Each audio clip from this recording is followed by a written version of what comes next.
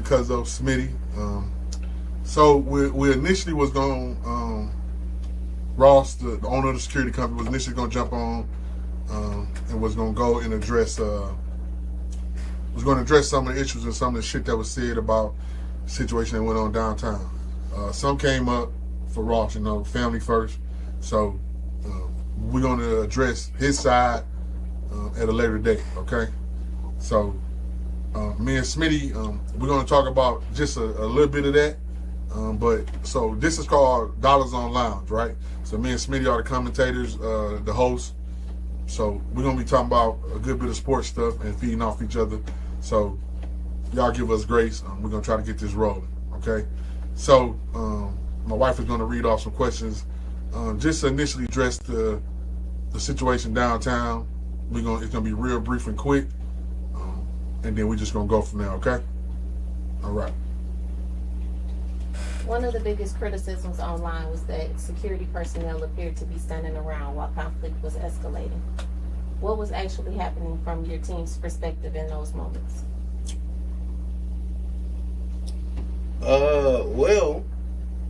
From my perspective, I came from the front door. Me and Dollar came from the front door. So I couldn't say what the energy was like at first, but what I will say is what most of y'all seen was probably 2-3 minute clip of what happened. It was an altercation that lasted probably 7 to 10 minutes. So unless you was there, you don't know what happened. Unless you seen the whole thing, you don't know what happened. So my thing is, it's a lot of people saying, oh, it's security fault and security dropped the ball. Security ain't dropped the ball. With the amount of staff we had there, getting 15 plus people out the door in 7 to 10 minutes, I think it's a decent time frame. It's just unfortunate that we just didn't have the staffing at that point. But yeah. You got anything on that? Yeah, so I see a lot of people asking how can they access the live? I know it's on my Billy Shanks page, which is my main page. It also should be on DollaZone, but I know right now you can definitely go to my main page. You can pull it up. It should be right there saying we live. Okay? So, my perspective is this, man. Okay? My perspective is this. It was first off, it was a tough crowd, right? So I'm at the front door, I'm doing pat downs. Ross is at the door controlling a massive crowd of people that were angry, whether they wanted, what's the word I want to use? Certain privileges to be able to get inside of there. And I guess a lot of these is drug people, right? That's how they move in that world. So, they wanted that special privilege to be able to get in on him saying, okay, y'all can come in, right? That was one part. The other part is you got some cats from the city that think, okay, we don't got to wait in the line, okay? So there's a crowd of people and nobody was being in the signified line, which is shit we always taught in grade school.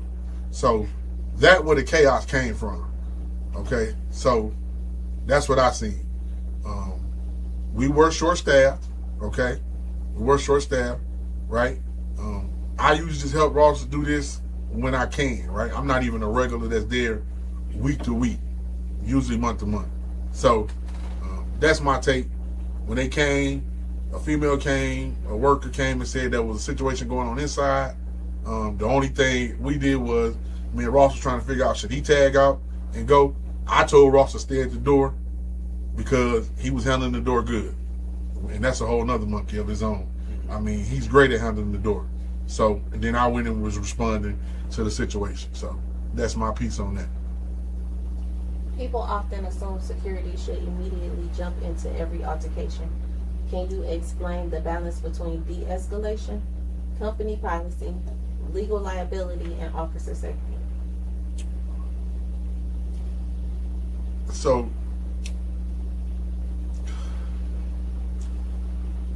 my piece on that is this, right? I feel like our safety is number one. I'm gonna be honest, and I get it. There's going to be some people that say the patron safety is number one, and I get that.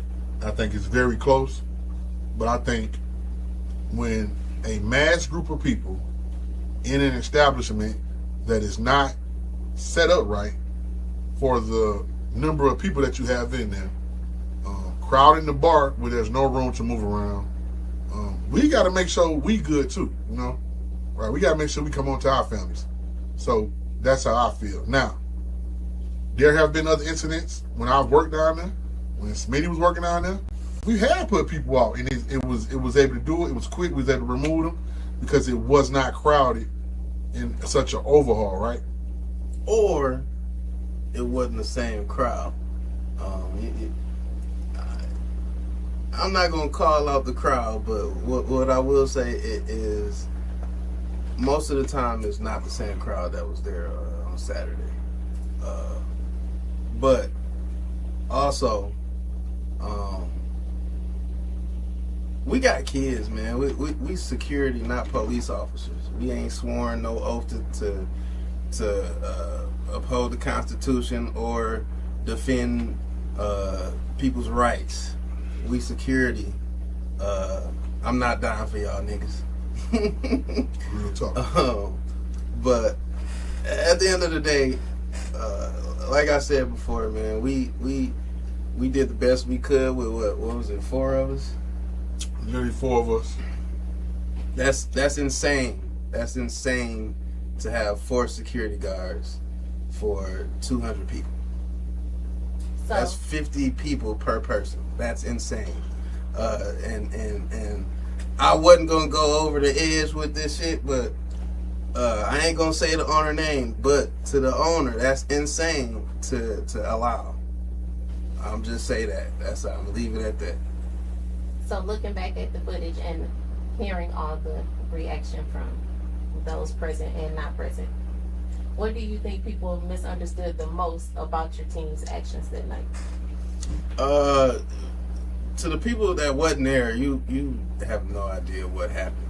You've seen the 2-minute clip. It's like looking at these clips on Facebook or Instagram, and you instantly got an opinion on something that you didn't get the full picture. If you don't have a full picture, you should wait to give your opinion until you get all the facts. I'm a fact-oriented person. Like you got to come with all the facts, not a couple and then some opinions. You got to have all the facts to really speak on stuff. Which a lot of the people that had something to say wasn't there. A lot of people that had something to say was at the door trying to get in. What Chris Brown say? You hating on the outside of the club. You can't even get in. Like, come on. It just, I mean, if you wasn't there and you didn't get a full video of the entire situation, I don't care about your opinion as far as security go. I don't care what your experience is. I don't care about your resume. You can say what it looked like. It don't matter to me. You don't know what the fuck you talking about. You might have experience 20, 30, 40, 50 years. I don't care. Like you wasn't there, so you can only speak on what you seen, which wasn't even a quarter of the altercation. That's all I'm gonna say. So my only piece is this, right? And this is gonna be my only aggressive piece, and then we're gonna move on. So everybody wanna talk about what they seen in the video and who did what and who didn't do this shit. Like anybody that know me, any motherfucking body that know Billy Shanks, and mind you, now it's 6 Billy Shankses, okay? I'm the motherfucker with the IE, okay? Alright? It's 6 of us. It's 3 with the Y and 3 with the IE. Alright, starting with my granddaddy. He got his blood on. Then what I'm gonna tell y'all, man. Listen. Y'all talking about motherfuckers was scared, like he just told you. We got kids that come on too. We ain't making a killing doing this shit. Alright? Now, adequate training, Maybe not. Okay, Mace should have came out. I will own it. That's the only fucking thing I'm gonna own is that the Mace should have came out and been sprayed. Now the Mace was out, right? And my thought process was, man, if I spray this Mace, I'm gonna hit all my homies that's in that doing security. And there was another 10 to 20 females that was back there while them motherfuckers was clowning that fight. Okay? I didn't feel like that was the right decision. And so my thought was, okay, if I spray this motherfucking Mace, and it hit Odell, and it hit Smitty, and it hit D, and it hit Mikey, shit, they can't take nobody out no way. And I'm gonna be honest with you, I didn't realize that till my wife cut it to me about that. And I'm like, damn, you right, babe. Like, you know what I'm saying?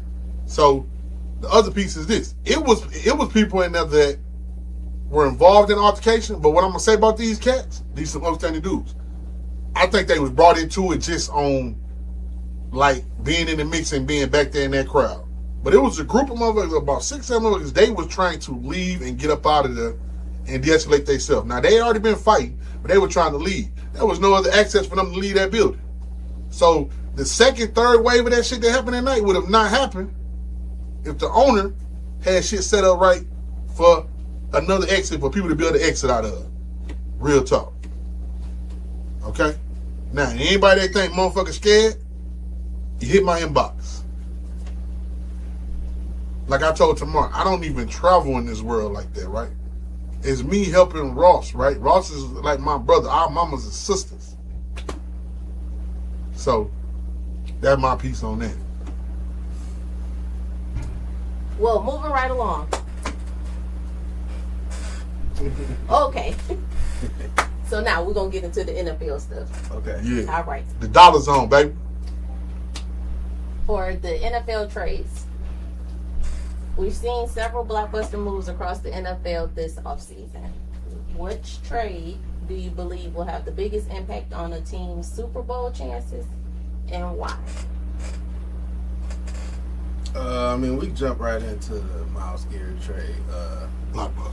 Yeah. I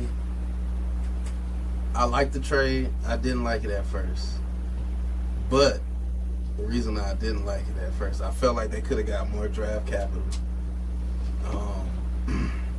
But they get 2 first-round picks. Yep. And the third. Yep, and the third pick. Like they For gave up. defensive tackle, for Cowboys defensive tackle. No, Jared Verse from the Rams.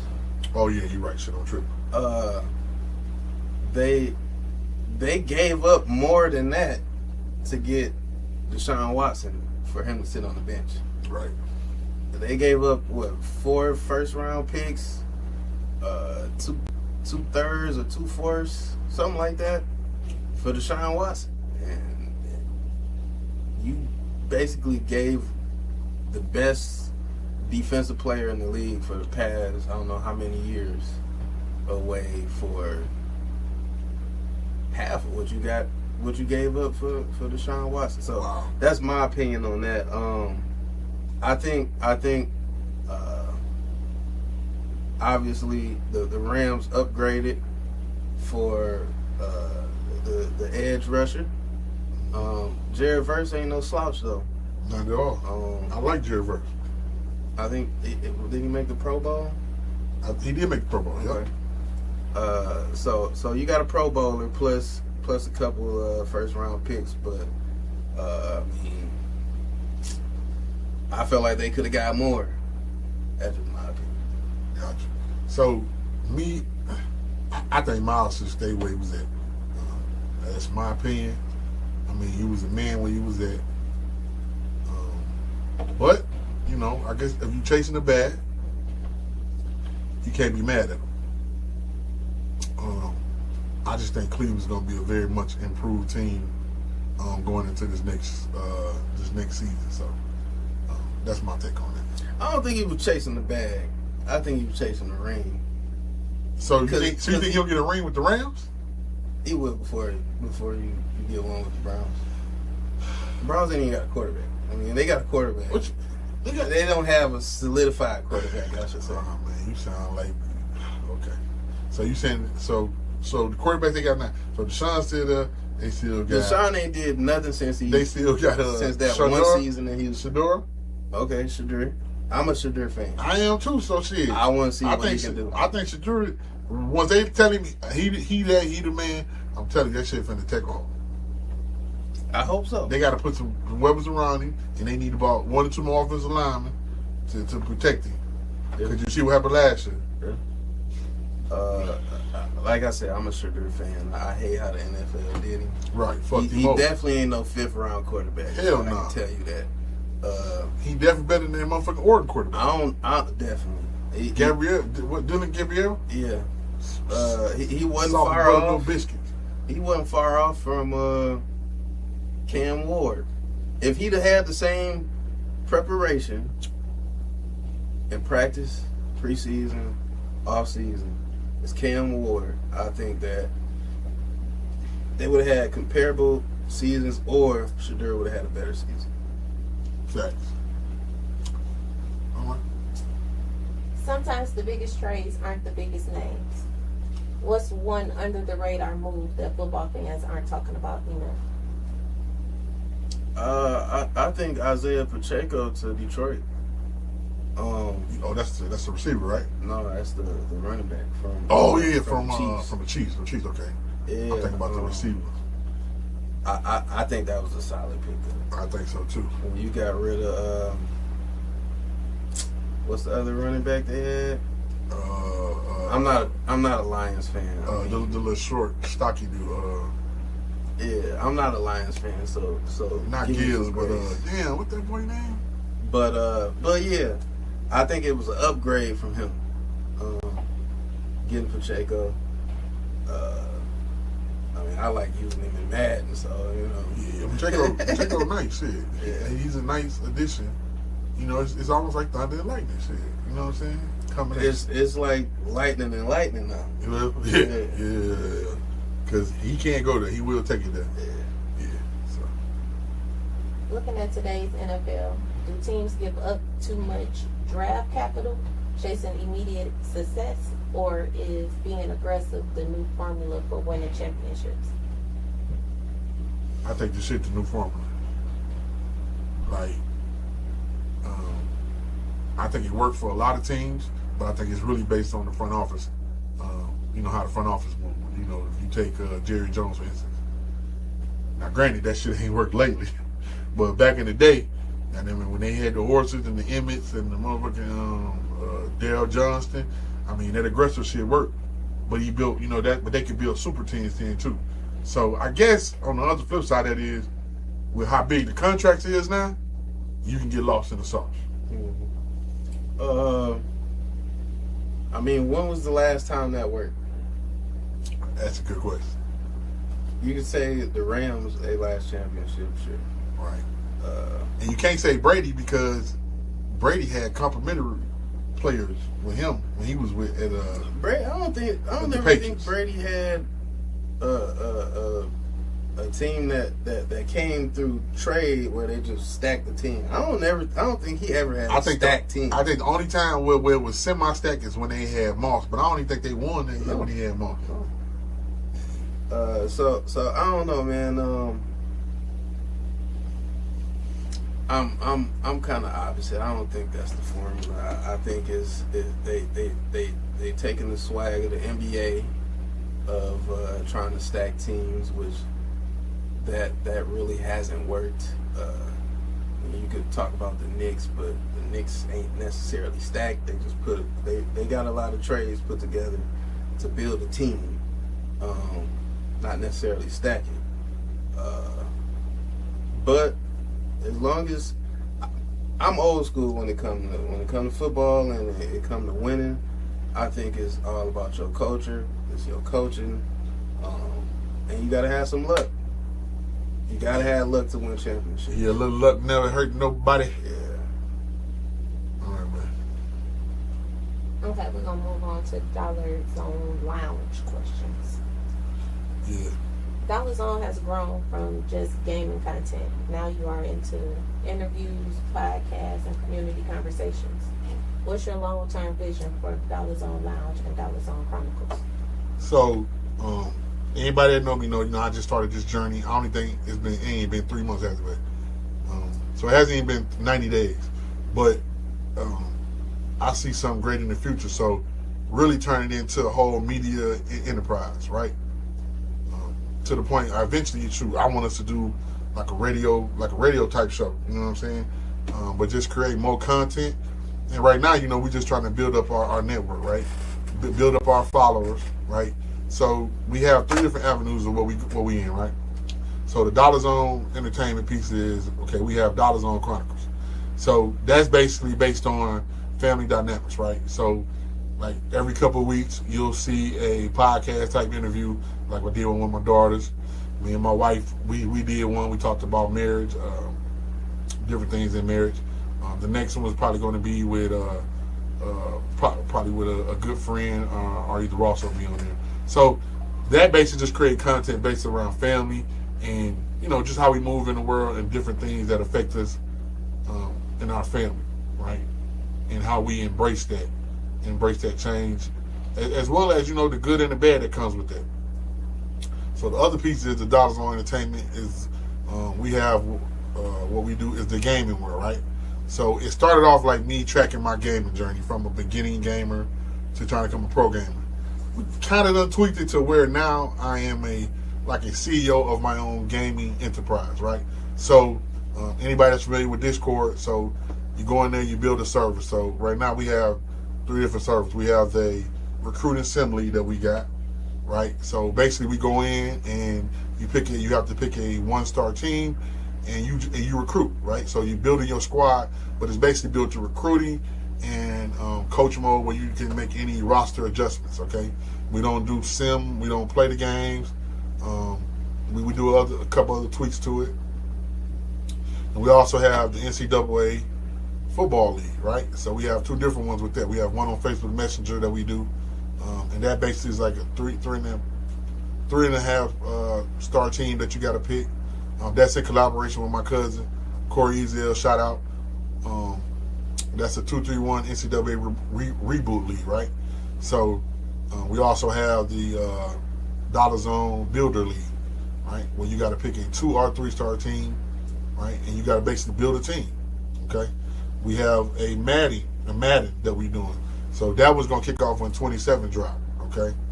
We're going to also do a 2K league. So just say Call of Duty also. We'll have a Call of Duty community for those communities. So basically we try to tap into every gaming world that we can get into.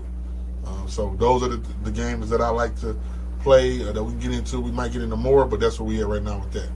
Okay, so I think the next big wave is the DollaZone Lounge. So what you see us doing now.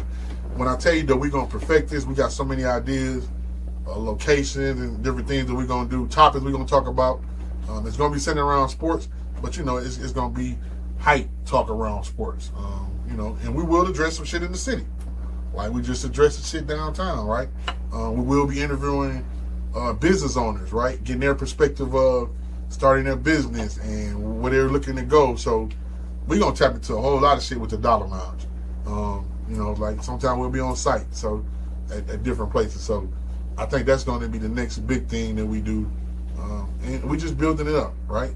So we're just building it up. So I ask everybody to tap into DollaZone. That's a professional page on Facebook. Okay, you can go to $5916. That's DOLLA5916 on TikTok. We also have that on Twitch. If you're familiar with Twitch, which is a gaming world, but they do all type of stuff on Twitch. So just come tap in. We'll be eventually going to Instagram, building a page there as well. So great things are coming for DollaZone. Y'all just stick with us, follow us, like, review us. We appreciate the love. What separates DollaZone from every other podcast, gaming channel, or local content creator that's trying to build the audience right now? The people that's behind the scene, right? Us that's in front of the camera. That's the difference, right? We got our own unique style, right? And you're gonna see that as we tap in them. We're gonna tap into it more. This situation with this downtown shit got us a little jumpy, a little antsy. So you might detect a little tension, but trust me, It's all love. It's all love. And we good, right? And we good on anybody that had an opinion, right? I'm just a firm believer. Like the way my daddy taught with me to move is, you got something you need to say, right? And don't take this wrong way. You got something you need to address somebody, you go right to that person. You don't get on Facebook talking that shit. You don't go behind their back talking that shit. You call them up, let's have a conversation. Now, if shit go left, it shit go left. But we mature adults. Ain't nobody trying to, don't nobody really want that smoke, include me. So it's all about communicating effectively, okay? And being intentional. So that's all I ask anybody that has anything to speak on when it pertains to me in that situation. Call me and let me know what's up. I just want to add something else to it.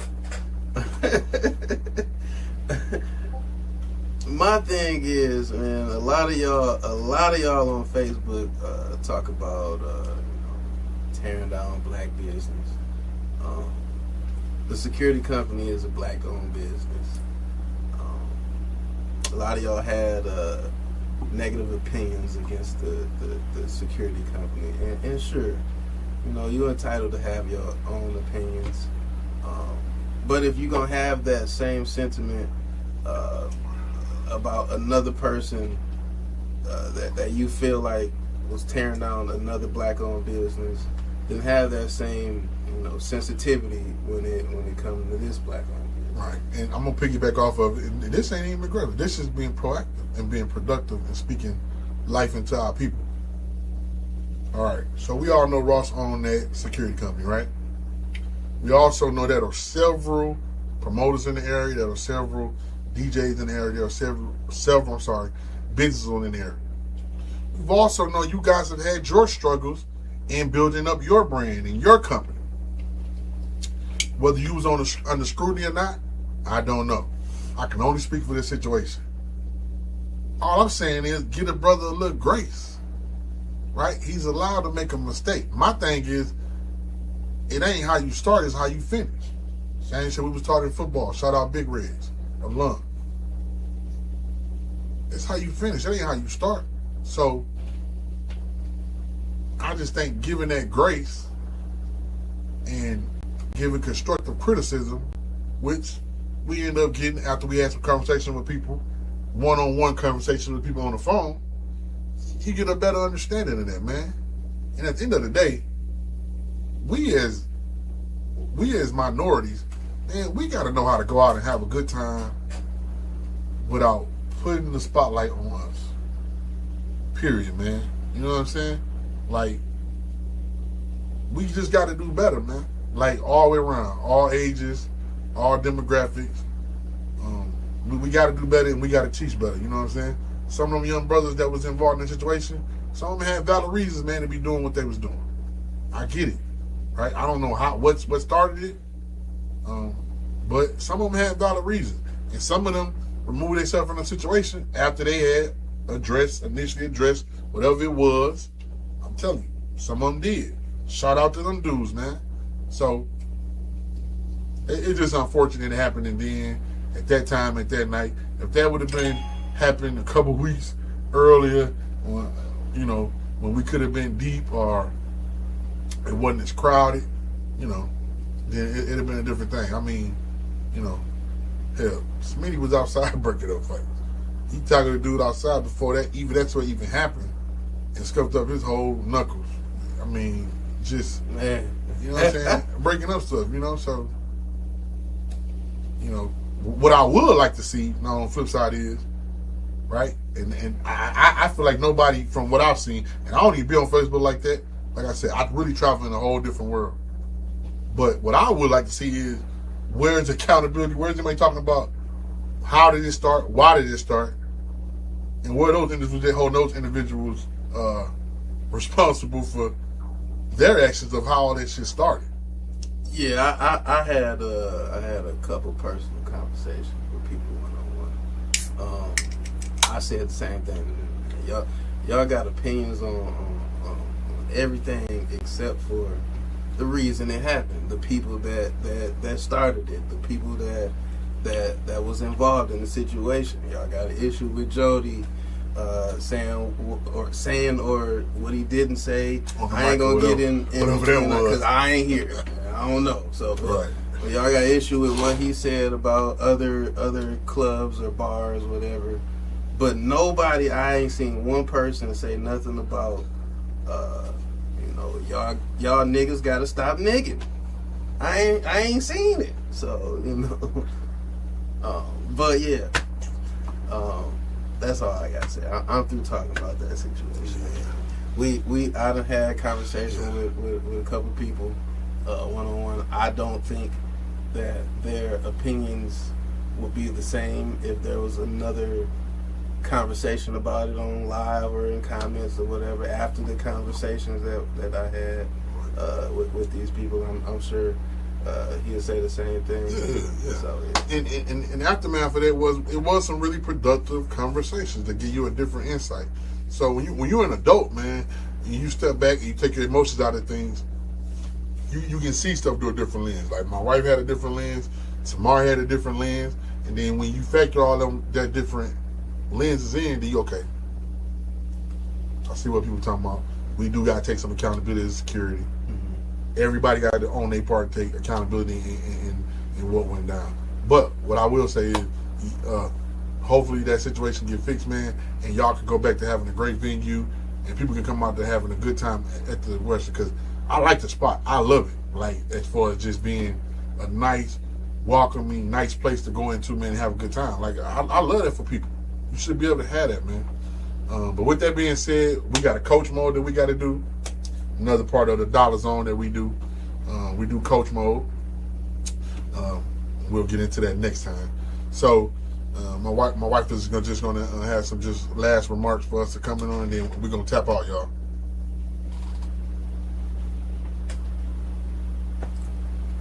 Okay. So you've invested a lot of time building NCAA and Madden leagues from the ground up. What kind of culture are you trying to create, and what type of user best fits the DollaZone community? So, real quick, y'all. So listen, we're trying to build longevity within the league, right? In all the gaming leagues that we have set up. Okay. We're also trying to build competitiveness, right? Simulation style, right? When you're looking for what they call them, sweats. When you're looking for a lot of the cheese stuff. But you know what I'm saying? We're looking for good users, right?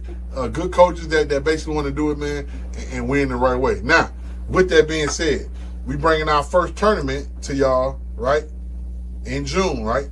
It's gonna be the first week after July the 4th, okay? So in July, not June. No, July. Okay. So give us time to set up. So that tournament, we're gonna have an entry fee, right? We're gonna have food ready, okay? But it's gonna be a limited control group. It ain't gonna be a repeat of the Western, right? Yeah. Niggas ain't gonna be niggas. Right. We will have a disclosed location, right? We will have different gaming systems set up, ready to go on cue, right? And it will be a prize top payout for the top dog, right? And the first one we're gonna do is Madden, okay? We're gonna do a Madden one. So it will be an entry fee. So y'all tap in, y'all hit me or Smitty up if you want more information about that. We bringing that to the city. I know some other people do it, but we trying to make it a whole inclusive experience, right? With good security, right? Good food, okay? Good competition, right? Good music, right? Landon Blake gonna be DJing, so you know what I'm saying? We already talked about it. DJ Blake, 89, right? We got some good stuff coming, y'all. I'm telling y'all. So I'm letting y'all in on that because I want y'all to get excited about that. Other than that, man, we appreciate y'all. Smitty, you got any last words? I said everything I need to say. If you want to holler at me, call me, beat me if you want to reach me. All right. DollaZone, baby. Dollar make you wanna